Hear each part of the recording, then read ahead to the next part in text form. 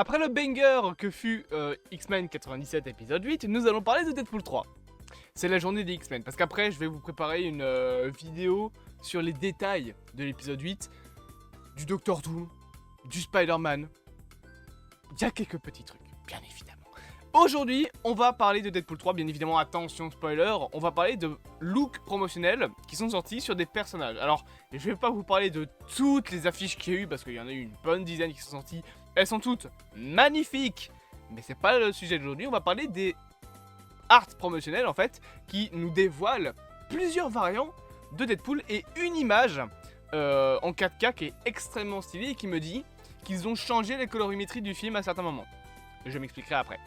Premier art promotionnel, bien évidemment, c'est la confirmation comme quoi qu'il y aura bel et bien Kid Pool dans le film, donc avec son petit sweat à courte manche qui est présent. Il a ses petits pistolets à eau dans les... je sais pas comment on dit ça, les holsters, j'en sais rien, je m'en fous. Je suis pas spécialisé en armes à feu. Mais il a voilà, ses petits flingues, ses petits pistolets à eau sur les jambes dans les... Ouais, je pense que c'est des holsters. Il a les petits gants rouges, voilà, c'est à ça que donc ressemblera Kid Pool dans le film. Bien évidemment, c'est pas le seul, parce qu'en plus de Kid Pool, on a eu Baby Pool, donc la version bébé de Deadpool, qui ressemble un petit peu à une image générée par IA, mais si je zoome, j'ai pas spécialement l'impression. Je veux dire, il a bien 1, 2, 3, 4, 5 doigts, il a à la place des flingues, il a des petits biberons, voilà, ça a l'air juste d'être une image, un peu un dessin. Ça serait pas IA, et surtout qu'en plus il y a le copyright Marvel qui est en dessous. Donc voilà, on a le petit visage tout mignon de Baby Pool. On a ensuite eu un autre design qui a été dévoilé, c'est la tête, donc tête Pool, donc Head Pool. D'ailleurs, sachez que ce design est très beau. Voilà, je trouve que la manière dont il découpe les yeux, c'est vraiment super classe. Et sachez qu'apparemment, normalement, cette tête sera la tête du Deadpool de X-Men Origins Wolverine. Donc je rappelle que dans ce film là tu as Deadpool qui finit par avoir la tête coupée, et que dans la scène post-générique tu vois que quelqu'un reprend sa tête, teasant du coup un film Deadpool qui n'est jamais arrivé, en tout cas pas cette version là. On a eu le film Deadpool avec Ryan Reynolds qui jouait déjà Deadpool à l'époque, mais qui est une totale autre version. C'est comme le film Gambit avec Channing Tatum qui est jamais sorti et qui ne sortira probablement jamais. C'était plus ou moins pareil, il devait y avoir un film X-Men Origins Gambit et X-Men Origins Deadpool, mais X-Men Origins Wolverine n'a pas été très apprécié du niveau critique, donc ils ont un petit peu annulé ça. Mais donc cette tête de Deadpool, ce Headpool, devrait bel et bien être apparemment la version de X-Men Origins Wolverine de Deadpool, qui du coup s'est fait couper la tête et est devenu ce truc. Ce qui est plutôt sympa, voilà, j'ai envie de te dire. Autre design promotionnel du coup, c'est aussi le design de Dogpool.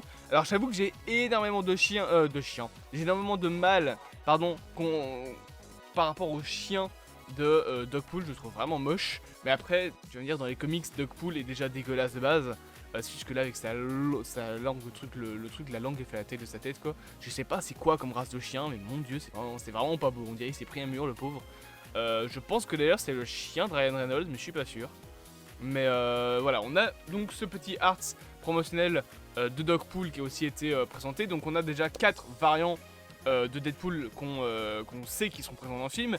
Si tu comptes en plus le fait qu'on a un variant avec des cheveux longs de Deadpool qui a été vu sur le tournage, et qu'en plus tu comptes que normalement on aura les 10 Deadpool, ça veut dire qu'on aura... Alors, faut que je recompte, mais on aura le Deadpool de base, Ryan Reynolds qu'on connaît, Headpool, Dogpool, Babypool, Kidpool, le Deadpool avec des cheveux longs et Lady Deadpool. Donc on aura 7 Deadpool. Du côté de Wolverine, on aura le Wolverine de Hugh Jackman, peut-être 2-3 variants, et normalement un Wolverine joué par Daniel Radcliffe et le Wolverine Patch. Voilà, on en aura aussi quelques-uns, je pense. Mais donc c'est les variants de Deadpool qui ont été dévoilés. Et enfin, on a cette image qui a été dévoilée de Wolverine et de Deadpool, qui, je trouve, change beaucoup en termes de colorimétrie. C'est une image du film, c'est pas une image de tournage, c'est pas une image promotionnelle qui a été faite exprès, c'est une image prise du film. Et j'ai l'impression qu'il change la colorimétrie. C'est un truc que beaucoup ont pas trop kiffé dans les trailers, c'est dire que l'image est trop grise, etc. Alors, tu peux voir tous les petits détails sur les costumes, vraiment c'est très très beau, voilà, les costumes sont magnifiques. Et je trouve que la colorimétrie est beaucoup plus jolie sur cette image, genre les costumes ressortent beaucoup plus, les couleurs ressortent beaucoup plus, là où c'est vrai que c'est fort grisâtre dans les deux bandes annonces. Donc est-ce qu'ils sont en train de changer la colorimétrie? Je rappelle quand même que bon, on est en mai, là il y a des reshoots du film qui d'ailleurs vont recommencer et le film sort en juillet. Donc ils ont encore juin, enfin mai entier, juin et juillet, ils ont encore 3 mois pour terminer la colorimétrie du film. Je pense qu'en 3 mois, refaire la colorimétrie d'un film qui doit probablement être déjà fini, qui doit faire genre quoi, 2 heures, je pense pas que ça prend non plus longtemps. Genre, j'avais déjà refait la colorimétrie d'une vidéo de 10 minutes.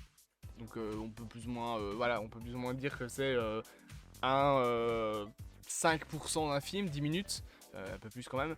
Mais ouais, j'avais déjà refait la colorimétrie d'un film de 10 minutes, donc un court métrage où on m'avait demandé de refaire la colorimétrie. Et ça m'avait pris 2 jours, je crois. Je pense que ça m'avait pris 2 jours. Et c'était justement remettre les couleurs, rechanger un petit peu tout ce qui est RGB, etc. C'était un petit peu changé, voilà, pour rajouter de la saturation sur certains plans, en retirer sur d'autres plans, retirer de l'exposition parce que l'image était cramée, etc. En tout cas, essayer de modifier ça, rajouter de la netteté. Concrètement, voilà, c'est ça. Et j'ai fait ça sur un film de 10 minutes, ça m'a pris 1 ou 2 jours, je sais plus trop, ça m'a pas pris beaucoup de temps. Donc je pense que ouais, faire sur un film de 2 heures, ça doit prendre plus ou moins 1 à 2 mois grand maximum. Donc s'ils veulent changer toute la colorimétrie du film d'un coup, ils mettent un filtre TikTok sur le film et puis c'est fini. Je déconne évidemment. Mais voilà, je pense que ils prennent en compte le fait que les gens ne sont pas trop fans de la colorimétrie des trailers pour changer la colorimétrie de cette image qui est quand même vachement plus belle. J'espère donc que cette petite vidéo vous aura plu. Bien évidemment, n'hésitez pas à vous abonner, à partager, à liker, à commenter. Et bien évidemment, je vous rappelle que dans le lien de la description, il y a mon code Atsuka. Si vous l'utilisez, vous avez un soutien de la chaîne qui est fait. Et en plus, vous avez bien évidemment le petit code promo Zaylog, donc XAYLOK, où vous économisez 25% de réduction sur le site. Et c'est quand même pas mal, bien évidemment. Je vous dis bien évidemment à plus, amoureux de du cinéma, pour de prochaines aventures.